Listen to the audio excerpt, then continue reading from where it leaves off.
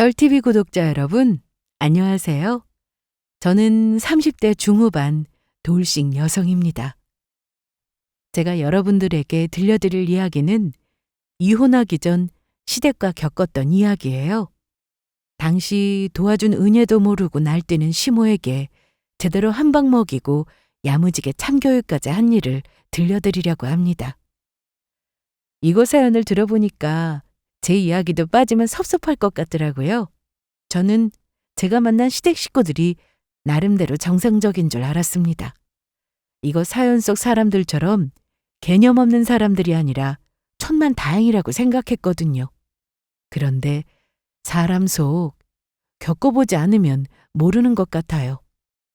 정상이라고 생각했던 시모가 개념 없고 배은망덕한 사람인 줄은 누가 알았겠어요? 한때 우리 집에서 시모의 어려운 사정을 모른 척하지 않고 도와줬어요. 그런데 시모는 그 은혜도 모르고 글쎄 저를 쫓아내려고 했지 뭐예요? 그래서 제대로 참교육 당하고 인생의 쓴맛을 느끼는 중입니다. 그 어미의 그 아들이라고 남편도 시모와 다르지 않아서 가차없이 버려버렸어요.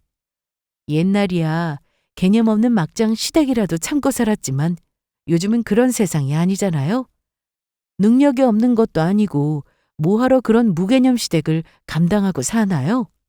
요즘 들어 이혼하기 참 잘했다는 생각이 듭니다. 제가 인생에서 잘못한 선택은 그 인간과 결혼한 거고 제일 잘한 선택은 그 인간과 이혼한 거예요. 대체 무슨 일이 있었길래 이렇게까지 이야기하나 궁금하실 텐데 지금부터 바로 들려드리도록 하겠습니다. 제 이야기 시작할게요. 남편과 저는 지인을 통해 알게 됐고 남편이 제게 첫눈에 반해서 엄청난 공세를 펼쳤습니다. 적극적으로 표현하는 남편이 싫었다면 연애고 뭐고 아무런 진전이 없었겠지만 저 역시 남편이 싫지 않았어요. 저는 소극적인 사람보다 자신의 마음을 적극적으로 표현하는 사람을 좋아했습니다. 그런 면에서 남편은 제가 좋아하는 스타일로 딱이었어요. 그렇다고 부담스럽게 노골적으로 표현하는 건 아니었고 적당한 선을 지키면서 매너 있게 행동하는 게 좋았고 능력이며 외모며 여러 가지를 따져봤을 때 나쁘지 않을 것 같다는 생각이 들었습니다. 어느 정도 호감이 생겨났을 때 남편의 구애를 받아들였고 그렇게 우리의 연애는 시작됐어요. 한 2년 정도 알콩달콩 예쁘게 연애하다가 결혼했습니다. 저희는 비교적 늦게 만나서 결혼한 편이에요. 남편은 나이도 있고 하니 빨리 결혼하고 싶어 했지만 저는 더 알아보고 싶어서 결혼을 최대한 미뤘습니다. 다른 것도 아니고 평생 함께할 배우자를 선택하는 건데 신중하고 싶었고 또 후회되는 결혼은 하고 싶지 않았어요. 그래서 조금 더 연애를 즐기다가 결혼하자고 했습니다. 보아하니 시댁 쪽에서 하루빨리 결혼시키고 싶어하는 눈치였고 남편 역시 안정적인 가정을 꾸리고 싶어 했지만 저는 딱히 조급한 마음을 갖지 않았습니다. 남편과 결혼을 결심한 계기 중에서 하나는 바로 이거예요. 저를 존중해주고 이해해주는 마음이요. 솔직히 남편 입장에서는 나이도 있으니까 빨리 결혼해서 안정적인 생활을 하고 싶었을 겁니다. 그런데도 저를 이해해 주었고 존중해 주려고 노력했죠. 그 마음이 참 좋더라고요. 이런 사람이라면 평생 서로 존중하면서 좋은 부부관계를 유지할 수 있겠다고 생각했습니다. 저도 더 이상 결혼을 미룰 나이가 아니니까 이 정도 연애했으면 남편을 많이 알게 됐다고 판단했고 결혼할 대상으로 영 꽝은 아니라고 생각했어요. 그러나 그건 저의 큰 착각이었습니다. 다 안다고 생각했는데 그게 아니더라고요. 남자는 결혼 전과 결혼 후로 나뉘는 것 같습니다. 주변에서 결혼 전에는 안 그랬는데 결혼하고 보니 사람이 변하더라. 이런 말 많이 들어봤거든요. 그때마다 저는 그러게 잘 알아보고 결혼했으면 좋았을 텐데 라고 생각했어요. 그런데 제가 직접 겪어보니 그들의 마음을 알겠더라고요. 잘 보이려고 속이려 드는데 그걸 어떻게 알아차릴 수 있었겠어요? 더군다나 사랑하는 사람이니까 평생 이렇게 해줄 거라는 착각이 드는 겁니다. 저 역시 그랬고요. 결혼하고 나서 어느 정도까지는 괜찮았어요.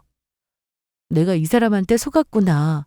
그동안 봐온 모습이 다가 아니었구나 라는 걸 언제 깨달았냐면 결혼하고 나서 한 1년 정도 지났을까요? 시모의 사업이 어려워지게 되면서부터 시작됐습니다. 여보, 나 당신한테 할 말이 있는데 시간 괜찮아? 괜찮아. 이야기해. 저기 그게 뭐야, 무슨 이야기길래 그렇게 뜸을 들여. 뭐 안 좋은 일이야? 아, 사실 집에 일이 조금 생겼어. 엄마가 하는 사업 말이야. 갑자기 문제가 생겨서 넘어갈 판인가 봐. 뭐? 넘어갈 정도면 엄청 심각한 거잖아. 어떻게 손 써볼 방법 없는 거야? 방법이야 딱 하나지. 돈. 자금만 해결되면 그럭저럭 고비는 넘길 것 같은데 문제는 그 돈이 없다는 거야. 다른데 돈 나올 구멍도 다 막힌 상태고. 그래서 말인데 장인어른이 좀 도와주시면 안 될까? 장인어른 정도면 충분히 도와주실 수 있을 것 같은데. 어느 날 남편이 시댁에 안 좋은 일이 생겼다면서 제게 도움을 요청했습니다. 시모는 우리가 결혼하기 전부터 사업을 하나 하고 있었어요. 남편은 그런 시모를 도와 회사에서 같이 일을 하고 있었어요. 그렇게 큰 회사는 아니고 그냥 적당한 규모의 회사였고 나름대로 잘 굴러가는 듯 했습니다. 수익도 안정적이고 차근차근 키워가는 중이라 몇 년 후에는 더 큰 돈을 벌게 될 거라면서 본인이 하는 일에 큰 자부심을 가지고 있는 분이셨죠. 여기서 남편과 우리 집을 소개하자면 양쪽 집안 모두 그렇게 못 사는 수준은 아니었습니다. 남편 쪽보다 저희 친정집이 더 잘 사는 수준이었어요. 시댁 쪽은 순전히 시모가 노력해서 일으킨 거고 우리 집은 대대로 물려받은 땅이 있어서 현금을 꽤 많이 쥐고 있었죠. 엄청난 금수저는 아니지만 은수저 정도는 되는 듯 하네요. 아무튼 아빠는 땅이랑 아파트 몇 채를 소유하고 있었거든요. 차차 제게 물려주신다고 하셨는데 남편은 그걸로 본인 엄마를 도와줄 수 있지 않겠느냐고 했습니다.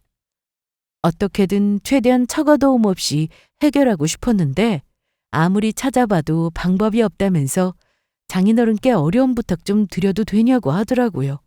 또 본인이 말씀드리는 것보다 제가 이야기하는 게 더 낫지 않겠냐면서 도와달라고 했습니다. 그래서 저는 우선 생각 좀 해보겠다고 했어요. 남도 아니고 시모의 회사 사정이 어렵다는데 물론 도와드리고 싶죠. 하지만 아직 부모님께 재산을 물려받은 것도 아니고 부모님의 의견이 전적으로 중요하기 때문에 이걸 어떻게 말씀드려야 하나, 정말 다른 방법은 없나 생각할 시간이 필요했습니다. 그리고 다음 날 시모가 집에 찾아와서는 아들에게 들었다면서 정말 미안하다고 사과했어요. 보아하니 시모는 저희 처가 도움을 원치 않는 눈치였습니다. 남편은 장인어른께 도움을 받아야 한다는 의견이었고 시모는 그렇게까지 하고 싶지 않다는 의견이었어요. 그러면서 제게 괜한 부담을 준 것 같아서 미안하다고 했습니다. 아들한테 이야기 들었어. 사돈께 도움을 구하자고 했다며? 아유, 그건 내가 아니라고 이야기하지 말라고 했는데 제 딴에는 속상하니까 괜한 소리를 한 모양이야. 너한테 큰 부담을 줘서 어떡하니? 아니에요. 제가 남도 아니고 어머님 일인데 당연히 알아야죠. 그렇게 말해주니 고맙구나. 회사 사정이 많이 안 좋은 것 같던데 정말 다른 방법은 없는 건가요? 안타깝게도 그렇게 됐어. 어렵게 세운 회사라 정말 잘해보고 싶었는데 결국 이렇게 됐네. 사돈께는 말씀드릴 거 없어. 나도 염치라는 게 있지. 한두 푼도 아닌데 어떻게 도와달라고 할 수 있겠니? 나는 정말 괜찮으니까 말씀드리지 마. 괜히 마음만 안 좋으시지. 시모는 제 손을 어루만지며 괜찮다고 걱정할 거 없다고 다독였고 나오는 한숨을 꾹 누르는 모습을 보였습니다. 구체적으로 어떤 상황인지 뭐 때문에 이렇게 심각한지는 모르지만 정말 심각한 상황이라는 걸 느낄 수 있었어요. 저는 뭐라도 도움이 되는 게 있다면 도와드리고 싶어서 남편과 방법을 모색해 보려고 했지만 별다른 수가 없었습니다. 시모는 계속해서 괜찮다며 괜히 너희들한테까지 짐을 덜어준 것 같다면서 미안해 하셨어요. 그러면서 본인이 어떻게든 해결해 보겠다고 하길래 우선은 알겠다며 상황을 지켜보기로 했습니다. 정 안 되면 남편이랑 대출이라도 받아서 도와드려야 하나, 아니면 정말 최후의 수단으로 아빠한테 도움을 청해야 하나, 이런저런 고민을 하게 됐어요. 솔직히 아무리 시모의 상황이 어렵다고 하더라도 친정부모님께 도움을 청하기가 쉽지 않았습니다. 아무리 제가 물려받을 돈이라고 해도 그건 나중 일이고 당장은 부모님의 노후 자금으로 사용되고 있는 마당에 그걸 처분하고 도와달라고 말씀드리기가 그렇더라고요. 제가 조금 곤란한 티를 내자 남편은 제발 한 번만 도와달라면서 부탁했고 시모는 그런 남편의 모습에 두 눈을 질끈 감더니 아니라고 사돈께 그런 큰 도움을 받을 수 없다면서 한사코 괜찮다며 거절했습니다. 행여라도 사돈께 말 꺼낼 생각도 하지 말라고 몇 번이나 강조하면서 말씀하셨어요. 그래서 이걸 어떻게 해야 하나 고민하던 중에 남편이 울면서 사정하더라고요. 제발 한 번만 도와달라고요. 이렇게까지 사정하는데 별다른 수가 없었습니다. 처음에는 해결책으로 우리가 사는 아파트를 처분하고 시댁에 들어가서 살면 어떠냐. 그러면 그 돈으로 급한 불은 해결되지 않겠냐고 했지만 남편은 그걸로 부족하다고 했어요. 그래서 대체 얼마나 필요한 거냐고 물었더니 입이 떡 벌어질 만큼 액수가 상당했습니다. 아파트 처분하고 여기저기 대출 끌어다 받아도 어려운 상황이었어요. 남편 말대로 아빠의 도움을 받는 것 말고는 방법이 없겠더라고요. 진짜 회사 망하면 시모는 다시 일어날 수 없을 거다. 시모가 어떻게 키운 회사인데 이렇게 망하게 두고 볼 수 없다면서 제발 한 번만 도와달라고 했어요. 남편이 하도 도와달라고 간곡히 부탁해서 하는 수 없이 아빠에게 슬쩍 말씀드렸습니다. 그랬더니 역시나 제 예상이 맞았어요. 아빠는 그렇게 큰 돈을 어떻게 빌려주냐고 안 된다고 하셨습니다. 이 사실을 남편에게 말했더니 정말 그렇게 말씀하셨냐고. 아무리 돈에 야박하신 분이라고 해도 도와주실 줄 알았는데 그러실 줄은 몰랐다면서 본인이 직접 찾아뵙고 부탁드려보겠다고 했습니다. 그래서 저는 그런 남편을 말리며 쉽지 않을 거라고 했어요. 왜냐면 아빠는 돈에 대해서 굉장히 까다로운 분이셨기 때문입니다. 앞서 부모님의 노후 자금이라 말씀드리기 어렵다고 했지만 솔직히 가장 큰 문제는 그게 아니었어요. 사실 아빠는 공과 사를 정말 철저하게 구분하시는 분입니다. 가족, 친구끼리 돈 거래 일절 안 하시는 분이었고 오죽하면 딸인 저한테까지 돈에 관해서 예외가 없었어요. 자식이니까 나중에 가진 재산을 물려줄 테지만 혹시라도 자식도리를 제대로 하지 않으면 사회에 다 기부할 거라고 항상 그렇게 말씀하셨습니다. 그냥 경각심을 일깨워주려고 그렇게 말씀하신 거라고 생각하실 수도 있지만 저희 아빠는 정말 실행으로 옮기실 분이세요. 그런 분이란 걸 잘 알기 때문에 시모의 일을 도와주실까 확신이 없었습니다. 그래서 망설이다가 어렵게 이야기를 꺼냈는데 돌아오는 답변은 역시나 안 된다는 말뿐이었어요. 자식인 저한테도 그렇게 모질게 거절하시는데 사위라고 다를까요?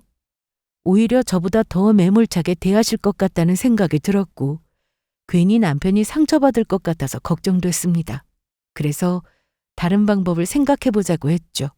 그러던 중에 큰일이 터지고 말았어요. 뭐? 그게 무슨 소리야? 어머님이 병원에 실려가셨다니. 출근해서 일을 하고 있는데 남편한테 전화가 한 통 걸려왔어요.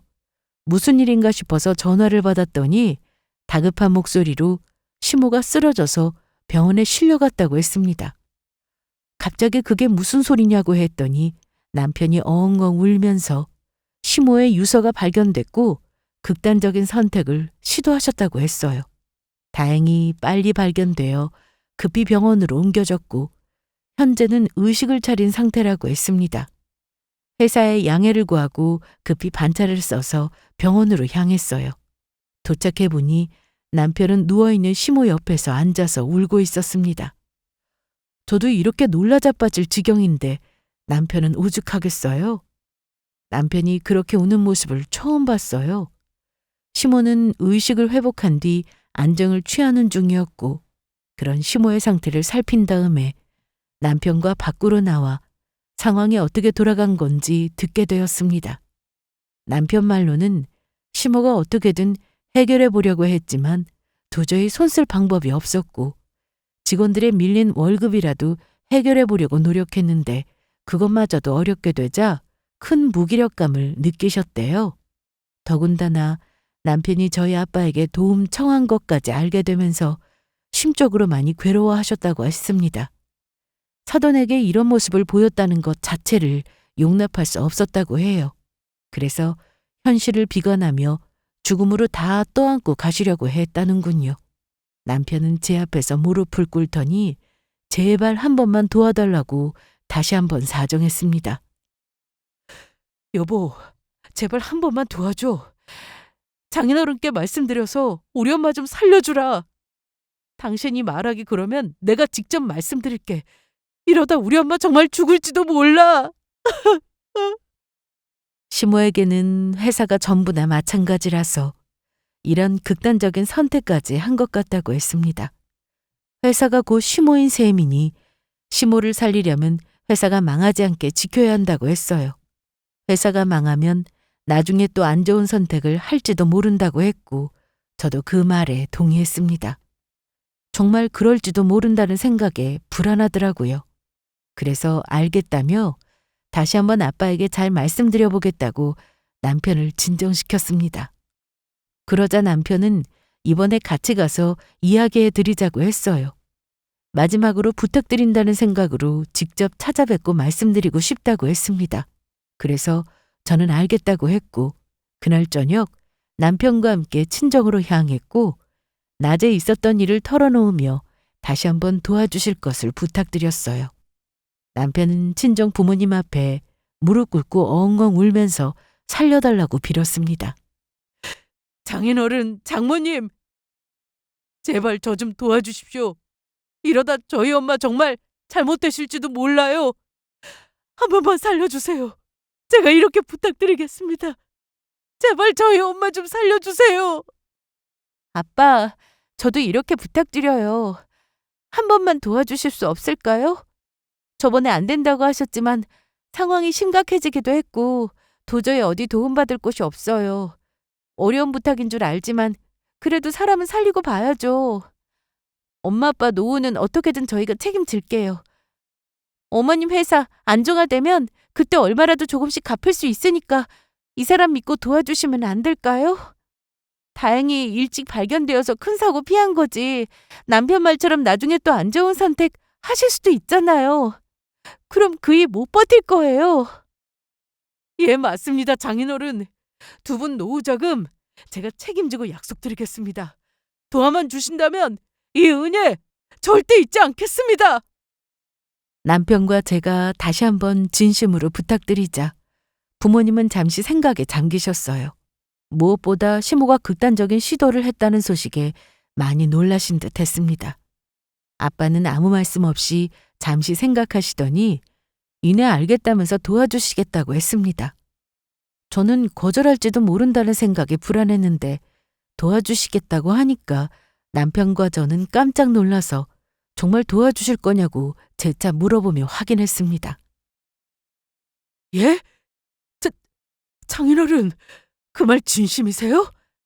그래, 도와주마. 아빠 감사해요. 저는 거절하실 거라 생각했는데. 너도 알다시피 네 아빠 아는 사이끼리 돈 거래하는 거 딱 질색하시겠지만 그래도 어쩌겠어. 하나뿐인 자식이 도와달라고 이렇게 부탁하는데. 거기다 사부인이 남도 아니고 그런 극단적인 선택까지 할 정도면 도와줘야지. 어떻게 모른 척 하겠니? 고맙습니다.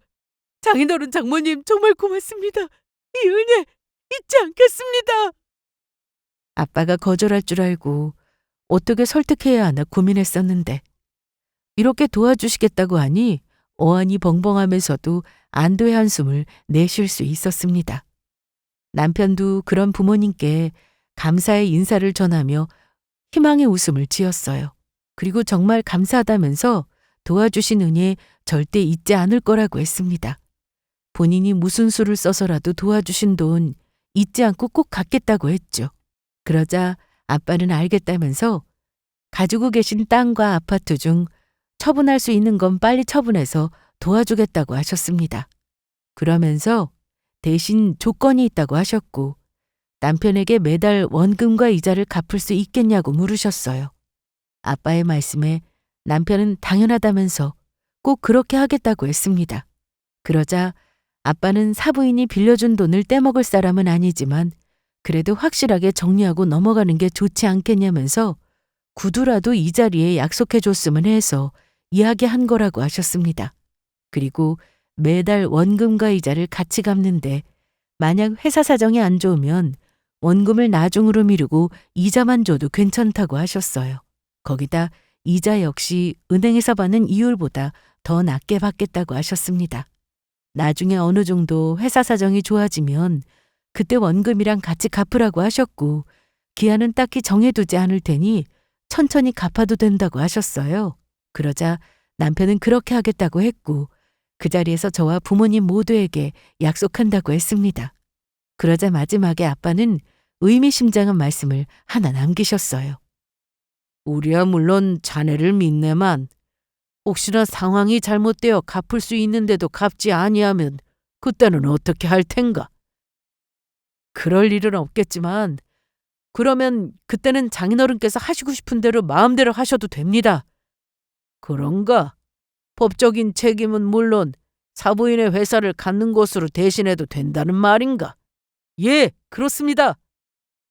그걸 확실히 약속할 수 있겠나?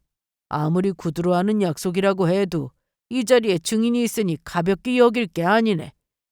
물론입니다. 반드시 지킬 거라 염려 안 하셔도 되지만 혹시나 걱정되신다면 이 자리에서 확실히 말씀드리겠습니다.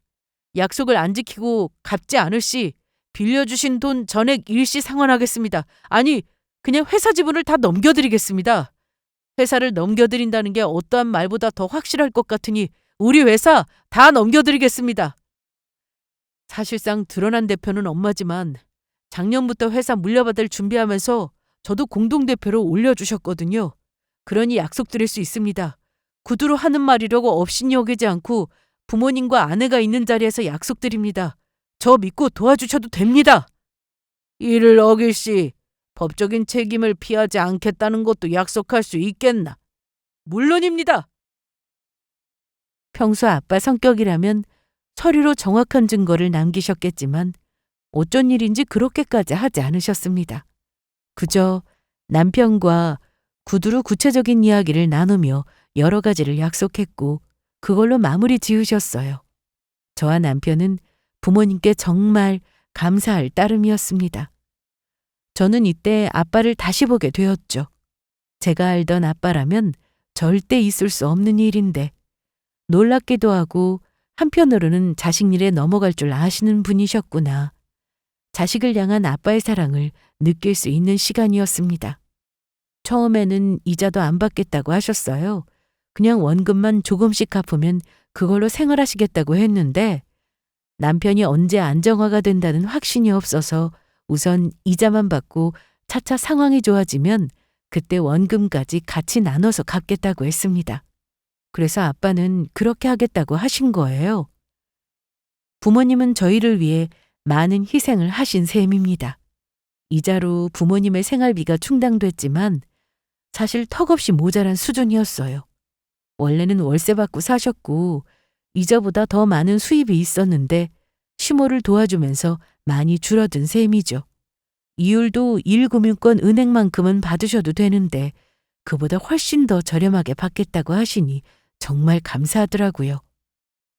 처음에는 이자까지 아예 안 받으시려 했지만 그렇게 되면 두 분이 생활할 돈이 부족하니까 제가 받으시라고 했고 합의 본 게 최소한의 이자만 받는 거였습니다. 부모님께서 이렇게까지 희생하며 시댁을 도와주시니까 앞으로 더 잘해야겠다는 생각이 들었어요. 이 부분에서 남편도 강력하게 동의했습니다. 나중에 회사 사정이 나아지면 그때 원금이랑 이자랑 같이 갚을 것이고 종종 용돈을 챙겨드리거나 여행을 보내드린다든지 효도할 거라고 했어요. 이렇게 도와주시는데 그 은혜를 모르는 건 인간도 아니라고 했죠. 그래서 저는 정말 부모님께 받은 만큼 돌려드릴 줄 알았습니다. 본인 입으로 그렇게 큰 소리 치니까 지킬 줄 알았죠. 그렇게 믿었는데 남편은 제 뒤통수를 아주 대차게 쳤어요. 믿는 도끼에 발등 제대로 찍혔습니다. 아무튼 그건 뒤에 이어서 말씀드리기로 하고 아빠는 빨리 도와주시려고 현 시세보다 저렴하게 매물을 내놓으셨고 며칠 후 사고 싶다는 사람이 나타나서 그 사람에게 땅과 아파트를 처분하셨어요. 그리고 그 돈을 남편에게 건네주셨습니다. 그렇게 우울증으로 시모가 병원에 입원해 있는 동안 남편은 시모 대신 회사를 돌봤고 아빠가 주신 돈으로 어려운 상황을 풀어나갔어요. 그렇게 몇 달이 흐르고 큰 고비를 넘긴 회사는 서서히 안정권으로 접어들기 시작했습니다. 그 사이 시모는 퇴원하고 집에서 쉬며 몸과 마음을 챙기며 휴식의 시간을 가졌어요. 기울었던 회사가 다시 일어서자 시모의 상태도 눈에 띄게 좋아졌습니다. 나중에 시모가 제게 그러더군요. 친정 부모님이 도와주신 거 다 들었다고. 제게 고맙다는 말과 함께 며느리 하나는 기가 막히게 잘 들인 것 같다면서 제게 복덩이나 다름없다고 하셨습니다. 저로 인해 회사가 다시 살아날 수 있었다면서 이 회사는 절대 잊지 않겠다고 하셨어요. 솔직히 저희 부모님의 도움이 있었다는 사실을 알게 되면 화를 내시거나 자존심에 괴로워하실 줄 알았어요. 그런데 이걸 어떻게 말씀드려야 하나 고민이 많았는데 다행히 남편이 잘 전달했고 시모 역시 예상과는 다른 반응을 보였습니다. 사돈에게 큰 도움을 받은 것에 자존심이 약간 상하기도 했지만 그래도 감사할 따름이라고 했고 큰 빚을 졌으니 앞으로 두고두고 갚아나가야겠다고 했어요. 이렇게 도와주신 건 다 하나뿐인 딸이 잘 살기를 바라서 그런 거 아니겠냐며 앞으로 제게도 더 잘하겠다고 하셨습니다. 시모는 날이 갈수록 건강이 좋아졌고 나중에 회사에 복귀하여 전처럼 대표로서 직무를 수행했습니다. 그렇게 시간이 어느 정도 흐르자 회사 사정이 많이 좋아진 것 같더라고요. 저는 이걸 남편과 시모에게 들은 게 아닌 느낌으로 알아차렸습니다. 그게 뭐냐면 어느 날 시모의 차가 고급 외제차로 바뀌어 있더라고요.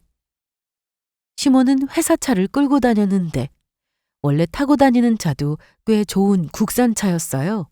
그런데 어느 날 보니까 엄청 비싼 외제차를 끌고 다니더군요. 거기다 남편 차까지 세트로 싹 바뀌어 있었습니다. 남편과 시모의 얼굴에 여유가 물씬 풍겨 나오고 하고 다니는 행색이 전과 확연히 달라져 있었어요. 그래서 알 수 있었습니다. 회사 사정이 많이 좋아졌다는 것을요. 그동안 아빠에게 이자만 드리고 있었는데 회사 사정이 좋아진 거면 원금도 나눠서 갚을 수 있지 않나 싶었습니다.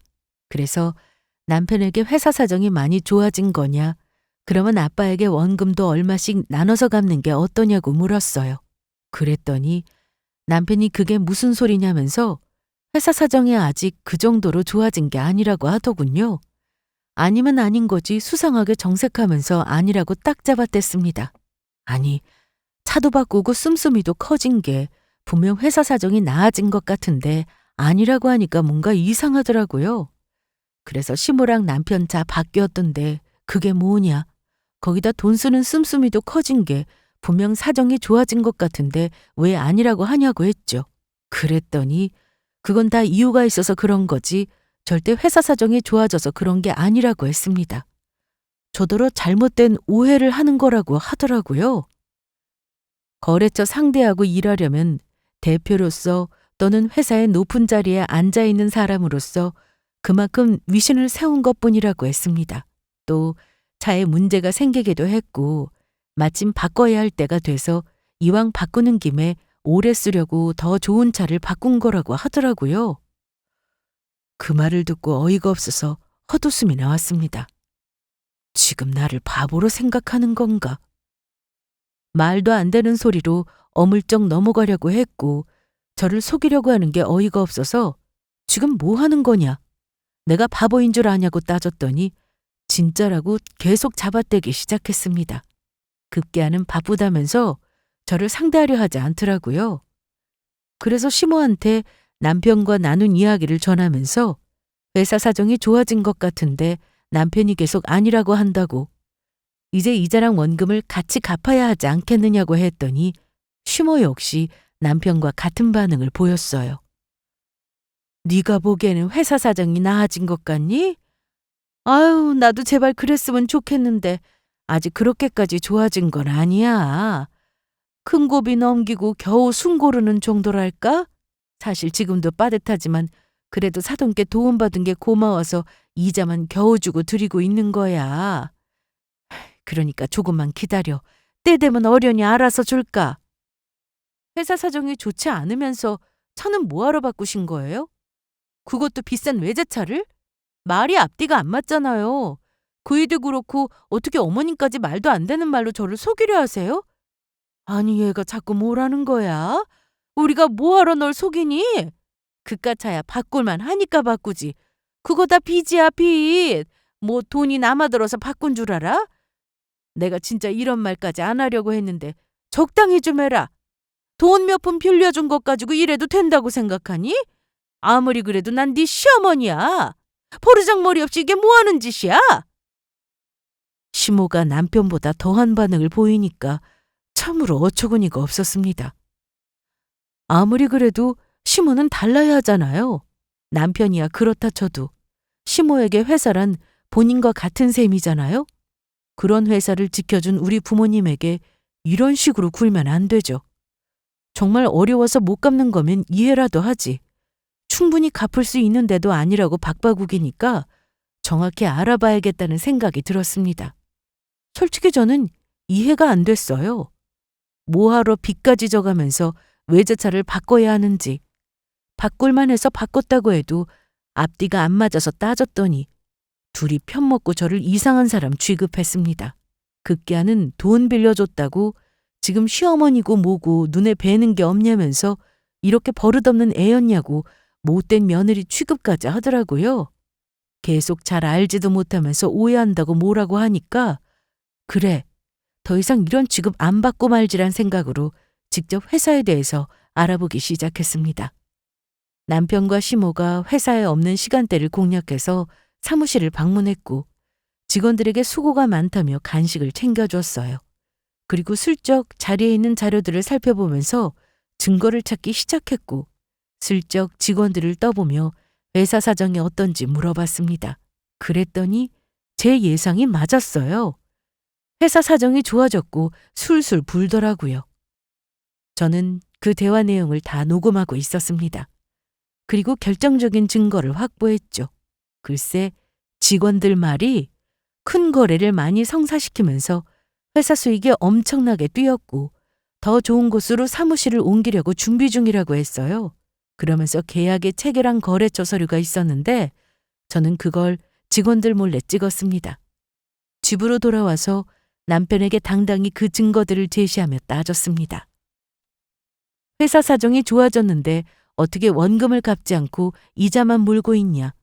내게 아니라고 뻔뻔하게 거짓말할 수 있냐고 소리쳤더니 오히려 더 뻔뻔하게 나왔습니다.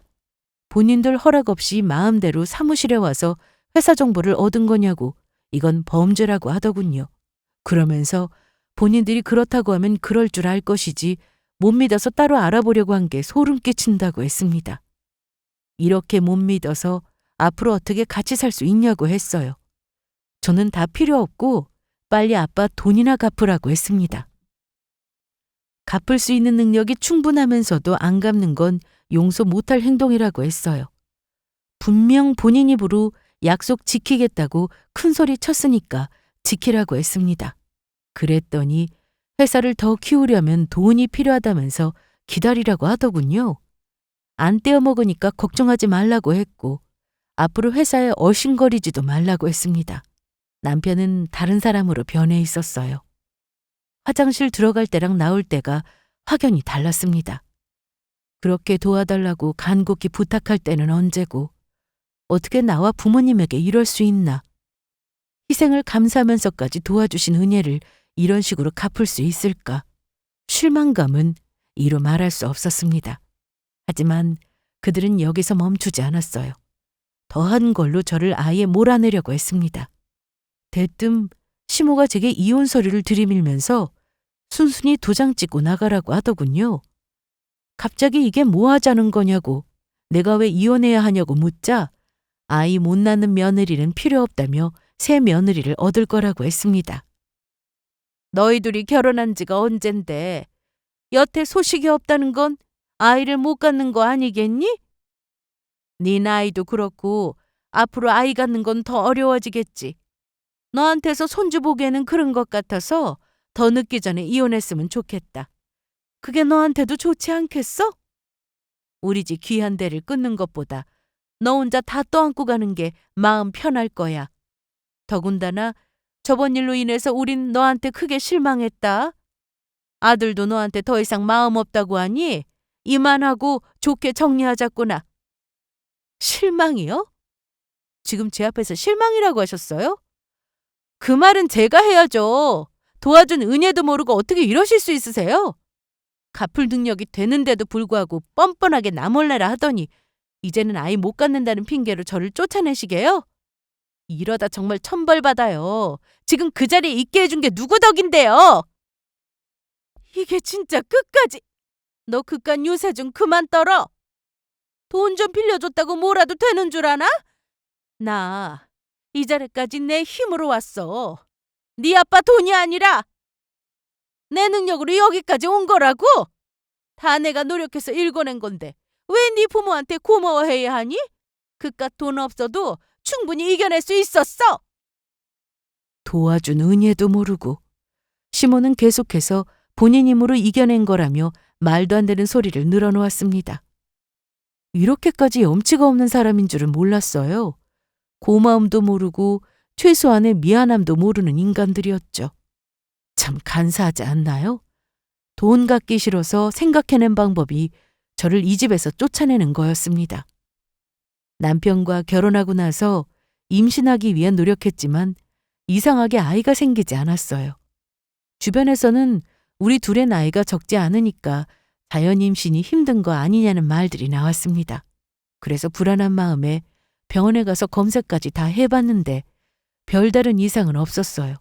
그런데 시모는 전적으로 저한테 문제가 있어서 아이가 안 생기는 거라며 이혼의 책임을 제게 떠넘겼습니다.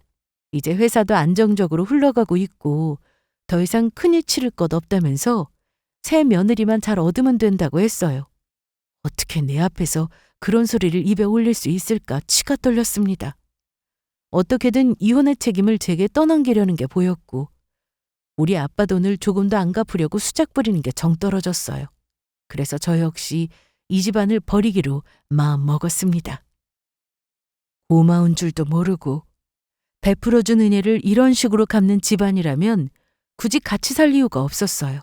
그래서 나도 정 떨어지고 이렇게 개념 없는 인간들과 얼굴 보고 살기 싫다면서 이혼할 거라고 했습니다. 그러면서 이혼할 때 하더라도 내가 받아야 할 몫은 하나도 빠짐없이 다 챙길 거라고 했어요. 우선 우리 부모님께서 빌려준 돈도 돌려받을 거고 이혼의 책임을 물어 위자료까지 챙겨받을 거라고 했습니다. 그러자 그냥 사돈지간에 어려워서 도와준 것뿐이지 그게 어떻게 빌려준 거냐면서 굳이 갚을 이유가 없다는 식으로 나왔어요. 자신이 먼저 빌려달라고 사정한 것도 아니고 충분히 이겨낼 수 있었는데 괜히 도와주겠다고 준 거 아니냐. 그걸 왜 갚아야 하냐고 하길래 남편이 우리 부모님 앞에 무릎 꿇고 빌려달라고 사정해서 받은 거라고 하자. 그건 그냥 도와달라고 한 거지 빌려달라고 한 게 아니다. 막말로 빌려주면서 서류를 작성한 것도 아닌데 갚을 이유가 어디 있냐고 뻔뻔하게 나오더라고요. 본인들은 그저 도움을 받은 것뿐이지 빌린 적이 없다고 딱 잡아댔습니다. 그래서 그럼 그동안 왜 이자를 챙겨드렸냐고 하니까 그건 도와준 게 고마워서 그냥 챙겨준 것뿐이라고 했어요. 그래서 좋다고 어디 한번 법대로 해보자고 했습니다. 나는 분명 남편이 내 앞에서 아빠한테 약속한 걸 들었기 때문에 절대로 인정할 수 없다고 했어요. 법적으로 가만두지 않을 거라고 했더니 시모는 가소롭다는 표정을 지으며 얼마든지 덤벼오라고 했습니다. 자신만만한 표정을 지으니 화가 나서 미쳐버릴 것만 같았어요. 시모와 남편이 괘씸해서 법적으로 응징해주고 싶었지만 솔직히 자신 없었습니다. 남편이 부모님께 한 말을 내 귀로 똑똑히 들었다 해도 그렇다는 증거가 없으니 억지 부리는 거라고 우겨대면 반박할 자신이 없었습니다. 제가 증거를 입증해야 되는 상황이라 이걸 어쩌면 좋을지 막막하더라고요. 남편과 이혼할 결심으로 짐을 챙겨서 친정집으로 들어왔고 부모님의 얼굴을 보는 순간 참았던 눈물이 터져나왔습니다. 두 분을 보니 너무 죄송해서 차마 얼굴을 둘 수 없었어요. 저를 믿고 그 큰 돈을 턱 내어주신 건데 이런 소식을 전해드리게 되어 너무 죄송스러웠습니다. 부모님은 왜 우냐고 걱정스러워하셨고 저는 시모와 남편 사이에 있었던 일을 털어놓으며 너무 죄송하다고 사과드렸어요. 제 이야기를 들은 부모님은 큰 충격을 받으셨고 남편과 시모에게 크게 실망하셨습니다. 그리고 아빠는 배은망덕한 것들이라며 크게 분노하셨어요.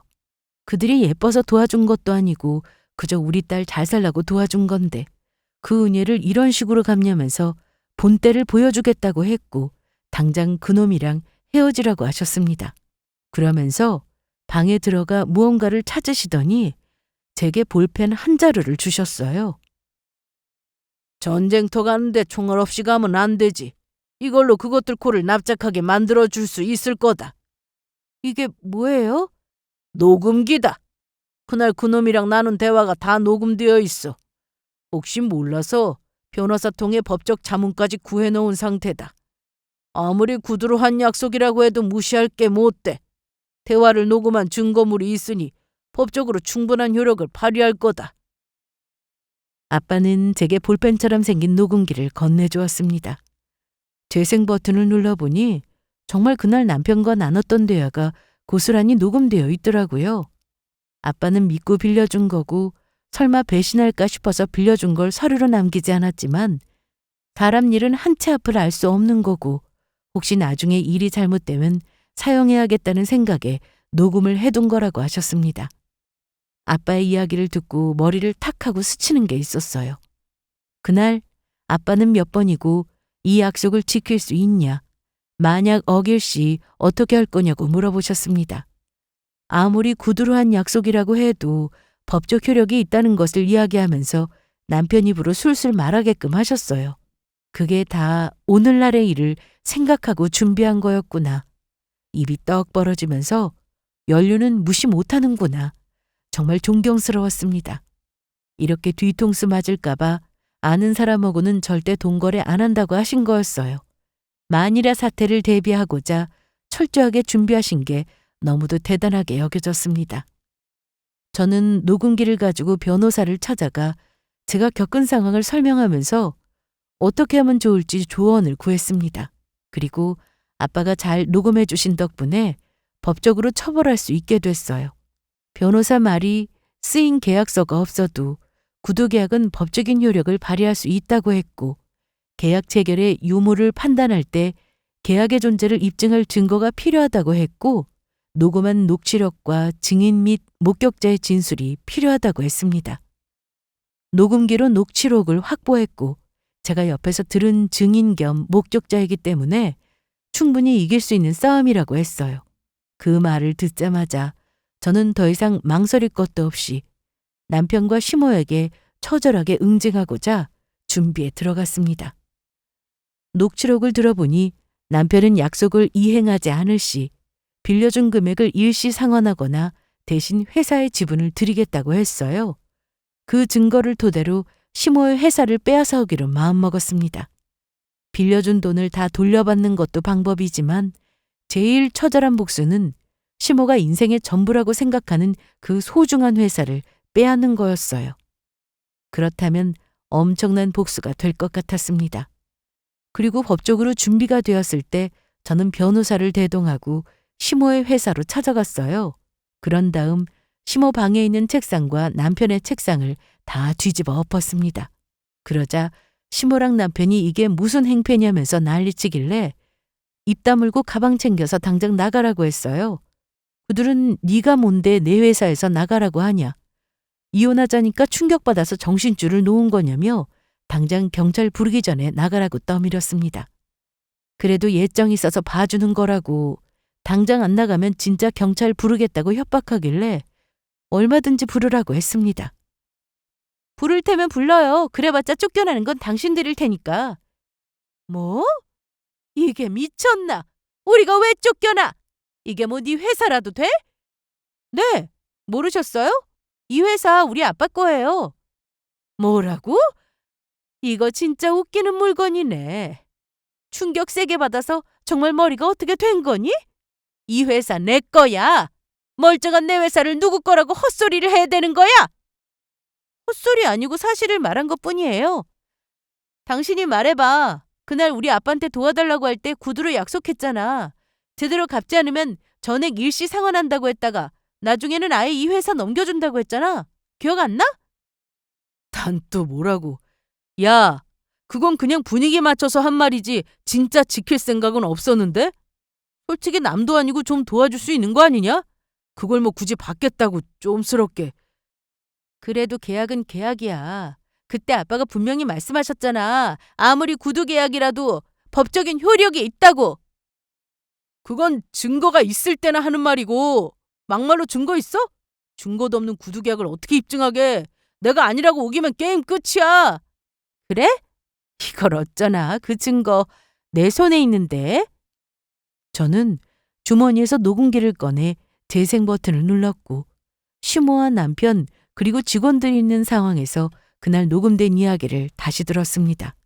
그러자 남편은 당황스런 표정을 지었고 오만한 표정은 온데간데 없이 사라졌어요. 시모는 남편과 저를 번갈아가며 상황이 어떻게 흘러가는 건가 눈치를 살폈고요. 잘 들었지?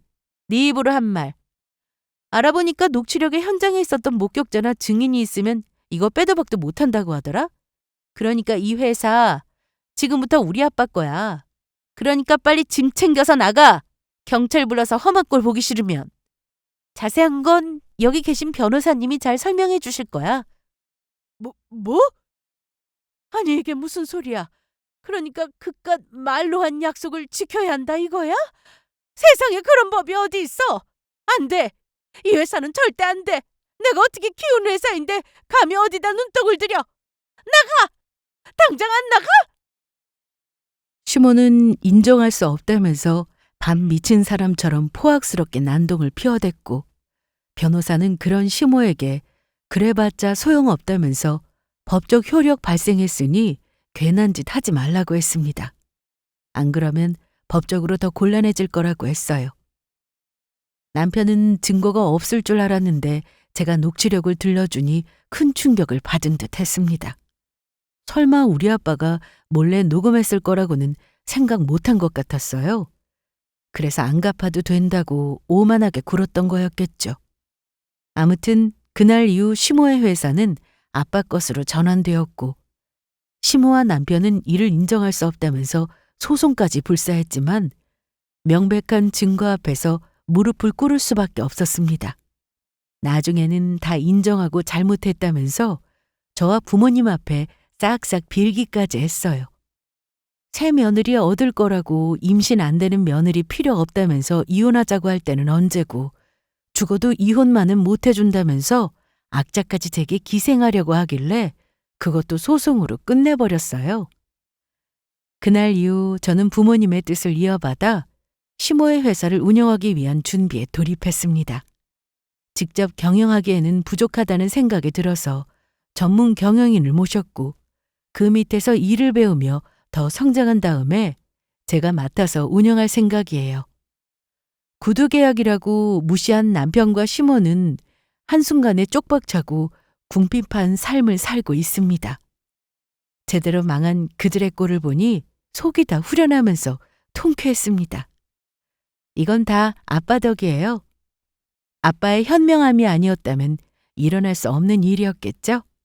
저는 부모님께 늘 감사한 마음을 가지며 앞으로 더 나은 사람이 되기 위해 노력할 겁니다.